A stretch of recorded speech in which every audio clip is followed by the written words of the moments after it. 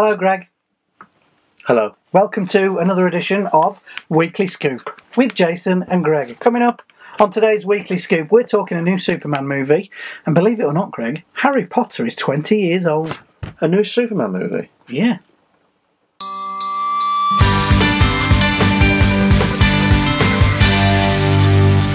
This is Tea and Toast Weekly Scoop, where we bring you all of the entertainment and media news from around the internet. First story this week, Greg, are you ready for it? Go for it. There is a new Superman movie in the offing. Do you mean the new Man of Steel Superman movie? No, I'm talking about something very, very different. Hold on, because we do know where the Superman movie has gone, in our head. It's just gone down the pan, hasn't it? Yes. The Batman one was rubbish. The one before that was rubbish. Obviously, he's coming back in a new one, isn't it? Because they reckon he died in the last one, but he didn't. He's going to come back. But this movie is a whole new take on the thing. Warner Brothers are apparently pitching to directors to direct a new Superman movie called The Red Sun. Tell me, Jason. The Red Sun, Greg, if you don't know, was a Are you struggling? Put that gin down. Was a book that was written about Superman, and it imagined that Superman had crash-landed in the USSR and had been born and raised in Russia. Now, Warner Brothers are apparently planning to make this movie all about Superman being raised in Russia. Why would they write a book about that? Somebody did. It just doesn't feel right to me, Greg, does it? Because Superman is as American as apple pie. I thought American was more banoffee pie. No, they don't have banoffee pies, we've established. Oh, yeah. So, what do you think about that idea for a Superman movie? A good one or not? You asking me? And them. It's atrocious. I mean, they've already messed up the Superman thing, in my eyes, big time, and now they're going to do it. I mean, that's just going to be terrible, isn't it? You're right, Greg. Have you got the number for Warner's? Greg. Yes. Are you a fan of Harry Potter? No. Neither am I. Can't stand it. However, tried to watch it once, couldn't understand it. I have seen the films, haven't read the books. But, unbelievably, and this will make you feel old, Greg, the first Harry Potter book was released 20 years ago this week. 20 Harry years ago? Potter and the Philosopher's Stone. Oh, the book, not the film? No, yeah, the book. No, yeah, the book? No, yeah, the book. Oh, right, so yeah, no, the book. No, the book. Right. The film? So, Harry Potter fans, keep your eyes out on the internet and around the world, because there are lots and lots of things happening to celebrate the 20th anniversary of the Harry Potter books. Unbelievable. 20 years. My wife and her family has been to the studios in London, and I think that would be incredible. Is it in London? Near London. Yeah. I think that'd be incredible if you're into the film. I think it's great, but I just cannot get into it. I don't really feel a part of the Harry Potter world either, Greg, so you're not alone. It's nice that we've got it over here, though. Something that we've got over here that was filmed over here, isn't it? Yes. Isn't it, Jace? Yes. Jace. So. We used to do the news now, then. Yeah. From then, but we do it now. Well, I thought we'd have a bit of a twist on that, because I quite like this idea. How about movie releases that was released then, this week? Jace? Okay, Greg. Are you with me? No, not really, but right. Go for it. So, films that were released to make you feel old this day or this week, then. Okay, what are we talking about? Are you alright? Yeah. Okay, so July 1980, Jason. Going way back. Yeah, in my head, I'm trying to remember all this. Was the release, July the 8th actually, was the release of Airplane. Airplane. The best film ever.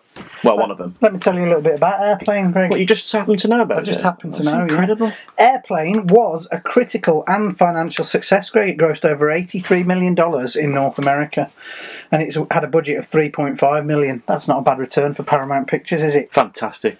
The film's creators received the Writers Guild of America Award and nominations for Golden Globes and Best Motion Picture, Musical or Comedy. In the years since its release, the film's reputation has grown substantially, Greg. The film was ranked 6th on Bravo's 100 Funniest Movies in 2007. We've spoken about this before, haven't we, that I think the second one was better than the first. You do, yes. And I'll stick with that. Okay. Flight 209er, clear for Vector 324. We have clearance, Clarence. Roger, roger. What's our vector, Victor? So next one that was released then, that we're talking about now, was, off the top of my head, Jason, was 1981, June the 26th, and it was Bond for Your Eyes Only. Wow. Would you like me to tell you some facts about it, Greg? Well, you know about that one as well? I do. Oh, For Your Eyes Only, released in 1981, was the 12th spy film in the James Bond series, and it was the 5th to star the late, great Roger Moore as James Bond. It marked the directorial debut of John Glenn, who had worked as editor and second unit director for 3 other Bond films. That's interesting, isn't it, Greg? Wow. After the science fiction focused Moonraker, the producers wanted to make a conscious return to the style of the early Bond films and the works of 007 creator Ian Fleming. You mean a bit more realistic? Yes. Because the Moon one was a bit odd, wasn't it? Yes. I mean, I don't know much about Bond, but I know that was strange. Bond films for me, Greg, are all about bank holidays. When we were kids, there was always a Bond film on TV on a bank holiday. Well, that's news for everybody, isn't it, Jason? Yes. So here's some very exciting news, Greg. So? Nintendo have announced they will be releasing a mini version of the Super Nintendo in September. Now, we knew about this, didn't we? We knew it was being planned. But it's actually happened, and what have we done? What do you mean, what have we done? What haven't we done? We haven't pre-ordered one, and they are fast running out on the internet. I mean, as we look right now to our eyes right, we have the original box, don't we? We do have the console. But this one, I just want it, Jason. I want it, Jason. After the success of the mini NES, Nintendo have announced that they are releasing the SNES Classic Edition console in September. Would you like to hear some of the games that are going to be on it, Greg? Well, I'm sure up there, usually there's a picture of something, isn't there? Yes. And it's about that big, isn't it? Yes. It's amazing. No, it's a bit bigger than that. I mean, it's about that big, isn't it? Some of the games will be Contra 3, Donkey Kong Country, Earthbound, Final Fantasy 3, F-Zero, Kirby Superstar, The Legend of Zelda: A Link to the Past, Mega Man X, Secrets of Mana, Star Fox, and a previously unreleased Star Fox 2, Greg.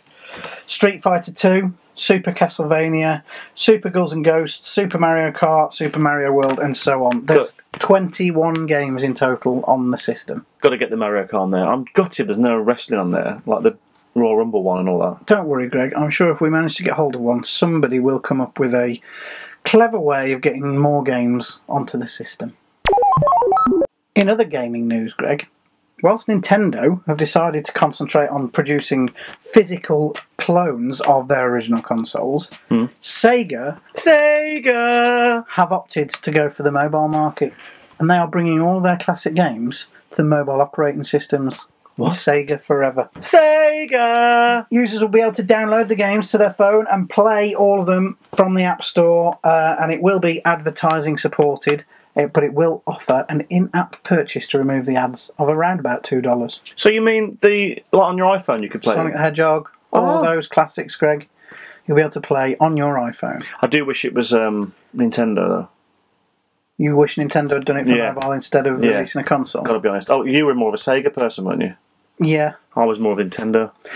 You will be able to use third-party controllers and peripherals and things like that with the app, so it will be more like a traditional gaming experience, but you will just be able to download them all onto your phone. Peripheral. Yeah. What's that? Things you plug in. Just like put a cake. No, things you plug in. Oh, it's a profiterole, isn't it? That, unbelievably, Greg, is the end of the Weekly Scoop this week. We'll be back tomorrow morning with tea and toast.